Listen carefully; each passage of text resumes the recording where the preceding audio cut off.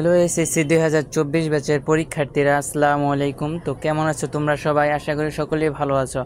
আর তোমাদের ইংরেজি দ্বিতীয় পত্র কীরকম পরীক্ষা হলো? আশা করি সকলেরই ভালো হয়েছে। তো ইতিমধ্যে আমরা ঢাকা বোর্ডের ইংরেজি দ্বিতীয় পত্র প্রশ্ন উত্তর পেয়েছি। তো এখন আমরা এই ঢাকা বোর্ডের ইংলিশ সেকেন্ড পার্টের অ্যান্সারগুলো বলে দিব। দেখো, এটা হলো 2 নাম্বার সেটের নাম্বার 1 এক নম্বর প্রশ্নের উত্তরে তোমার এখানে fill in the blanks with suitable প্রিপোজিশনগুলো এখানে উত্তরগুলো দেওয়া আছে, তোমরা জাস্ট মিলিয়ে নিবে। স্ক্রিনশট দিয়েও মিলিয়ে নিতে পারো তোমরা। দেখো, এ হবে ফ্রম, তারপরে অফ, ফর, অফ, ইন, তারপরে ইন, অ্যাবাউট, ইন, অ্যাজ। তারপরে number 2, complete the sentence with suitable phrase বা words given in the box. এখানে উত্তরগুলো দেওয়া আছে, জাস্ট মিলে নিবে। এক এক করে বলতে গেলে অনেক লম্বা ভিডিও হয়ে যাবে, অনেক লং ভিডিও হয়ে যাবে, যার কারণে আর বলছি না। তারপর 3 নঙে দেখো, complete the following sentences with suitable ক্লসেস।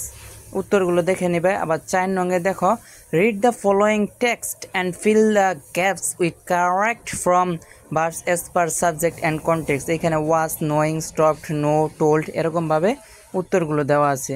5 নঙে দেখো, change the form of narrative style by using indirect speeches. তোমাদের নেরেশনটা করতে হবো।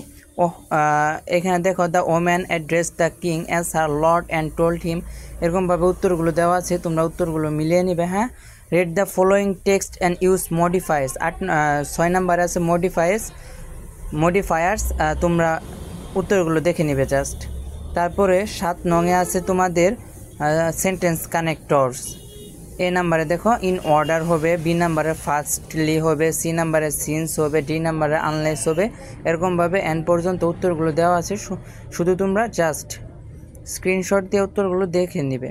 তারপরে 8 নঙে দেখো, read the passages below and write the antonym or synonym of the words as directed. তো তোমরা এগুলো মিলে নিবে। 8 নঙের অ্যান্সারও সুন্দরভাবে দেওয়া হয়েছে এবং 100% কারেক্ট অ্যান্সার।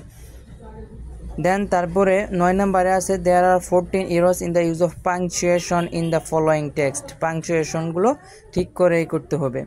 তারপরে দেখো, 10 আর 10, 11, 12 এগুলো হলো কি? এগুলো হলো রাইটিং পার্ট, লেখার জন্য।